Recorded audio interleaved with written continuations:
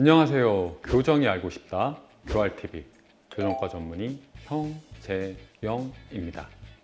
교정을 하는 사람들 뿐만 아니라 몸이 피곤하거나 면역력이 떨어질 때쯤이면 한 번씩 구내염을 경험하게 됩니다. 입안이 헐었다고 표현하기도 하는데 입 안이 따갑거나 화끈거리는 느낌이 들고 음식을 먹을 때 통증을 호소하게 되며 냄새가 나기도 하므로 많이들 불편하실 거라 생각됩니다. 흔하게 경험하게 되는 문제이기도 하지만 특정 시기에 증상이 반복되는 경우도 많고 혹시나 다른 문제가 있는 건 아닐까 걱정되기도 하기 때문에 이 구내염에 대해서 조금이나마 도움이 되고자 자세히 설명드려 볼까 합니다.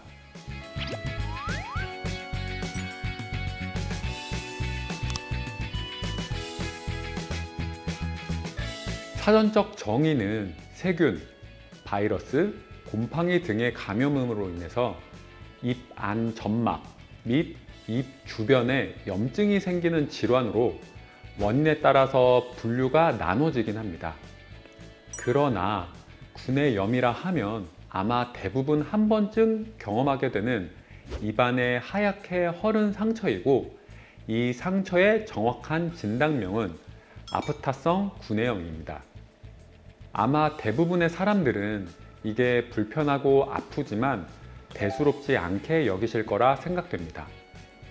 사실 대부분 범위가 작고 한정적이기 때문에 잘 먹고 잘 쉬다 보면 자연스럽게 낫게 되는 질환입니다. 구내염에는 아프타성 구내염 말고 헤르페스성 구내염이나 편평태선, 캔디다증과 같은 다른 원인에 의해 생기는 구내염도 있으며 이는 원인 제거와 함께 적절한 치료 조치가 필요한 경우도 있습니다. 이는 아직까지 정확한 원인이 밝혀지진 않았지만 깨물게 되는 자극이나 자극적인 음식, 신체 피로나 스트레스, 갑작스러운 체중 변화 등에 의해서 생기게 됩니다. 특히 코로나 이후에 신체의 면역 기능이 많이 떨어지게 되면서 구내염 또한 생기는 경우가 많습니다. 다른 구내염의 경우에는 헤르페스는 바이러스 감염이 원인이고 편평태선은 흡연자와 잘못된 틀니를 사용하는 경우에 생기게 되며 캔디다증도 곰팡이 감염이 원인입니다. 구강 건조가 생기면 입안의 세척력이 떨어지게 돼서 구내염의 가능성도 높아지게 됩니다.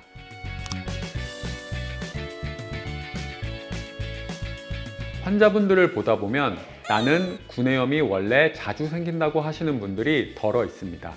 앞에서도 언급드렸지만 일반적인 염증과 같은 이유로 생기기 때문에 본인이 평상시 면역력이 조금 떨어진다면 자주 생길 수 있습니다. 일반적인 상황이라면 잘 쉬고 잘 먹으면 금방 좋아지는 경우가 대다수일 겁니다. 그러나 면역력과 관계된 질환을 가지고 있다면 얘기가 달라질 수 있습니다. 베체트병이라 불리는 자가 면역 질환을 가진 경우가 흔하게 구내염이 발생되는데 이는 전신에 염증을 일으키는 질환이라고 보시면 되고 특별한 증상 없이 구내염부터 증상이 나타나게 됩니다. 이 질환을 가지고 있다면 빨리 전신으로 퍼지지 않게 치료하고 조심해야겠지만 너무 걱정하실 필요는 없습니다. 베체트병으로 인한 구내염은 특별한 사유 없이 다발적이고 범위가 크며 지속적으로 염증이 생길 뿐만 아니라 잘 낫지도 않기 때문에 일반적인 구내염과는 차이가 상당히 큽니다. 계속해서 설명드린 대로 편하게 휴식을 취하고 스트레스가 줄어든다면 대개 1, 2주 내로는 자연스럽게 치유가 됩니다. 이 외에 치료 팁을 간단히 정리드리자면 우선 첫째, 비타민, 특히 비타민 B의 섭취가 중요합니다. 비타민은 많이 먹어도 소변으로 배출되기 때문에 부작용에 대한 우려가 없어서 많이 드셔도 무방하지만 바로 즉각적인 효과를 보실 수는 없습니다.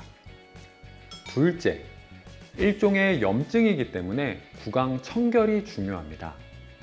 일반적인 칫솔질은 당연한 문제이고 추가적으로 가글을 하루에 한두 번은 하시기를 추천드립니다.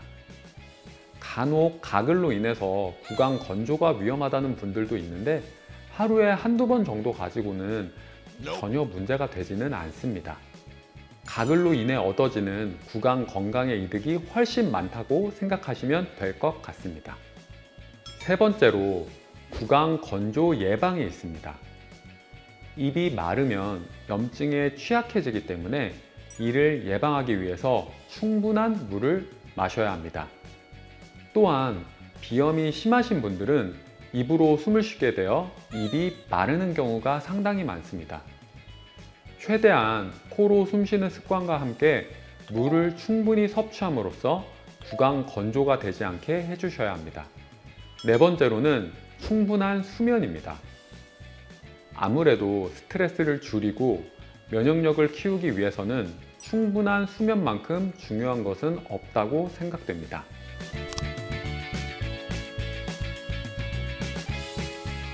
구내염이 발생하게 되면 내과나 이비인후과, 치과에서 진료를 받게 되는데 상처에다가 바를 수 있는 연고와 항히스타민제와 같은 약을 처방하게 됩니다. 흔하게 사용하게 되시는 연고를 간단하게 설명드리면 스테로이드와 국소마취 성분으로 증상 완화에 도움을 많이 줍니다.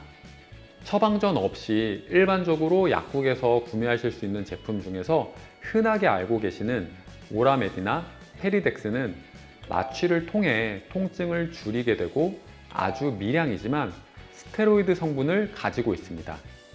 이 외에 알보칠이 구내염 치료제로 유명한 편인데 다소 타는 듯한 통증을 유발하게 됩니다. 강한 산성으로 피부를 태워서 없애고 새로운 피부가 생기게 한다고 생각하시면 되고 그만큼 위험하기 때문에 면봉에 묻혀서 소량을 반복적으로 바르시는 게 가장 효과적입니다.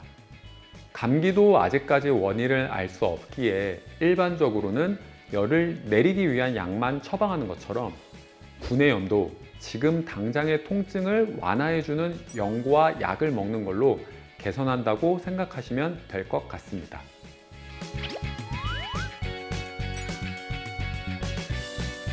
구내염은 입안에서 점막이 손상되어 나타나는 염증성 질환입니다. 워낙 많은 사람들이 경험해 보셨고 불편함을 경험하셨기에 가장 흔한 질병인 감기처럼 여러 가지 민간요법이나 경험담을 통해서 근거 없는 정보들이 많이 있는 질병이기도 합니다. 증상은 지속적으로 나타나기도 하지만 보통은 심했다가 괜찮아짐이 반복되는 경우가 많으며 대부분 2주 내로는 자연스럽게 치유되는 경우가 많습니다. 경험하게 되는 사람에 따라서 혹은 발생된 위치나 타이밍에 따라서 통증이나 불편함의 정도 차이가 클 수 있는데 조금이나마 통증과 치유 시간을 줄이기 위해서는 비타민 B의 섭취와 정기적인 가글, 충분한 수분 섭취와 수면이 필수적이라 생각됩니다. 물론 아직까지 정확한 원인을 알 수 없기에 구내염 자체가 안 생기게 하는 방법은 존재하지 않습니다만 본인의 건강한 구강 건강을 위해서 적당한 비용과 약간의 시간만 투자한다면 구내염뿐만 아니라 잇몸, 치아 건강에도 많은 도움이 될 수 있습니다.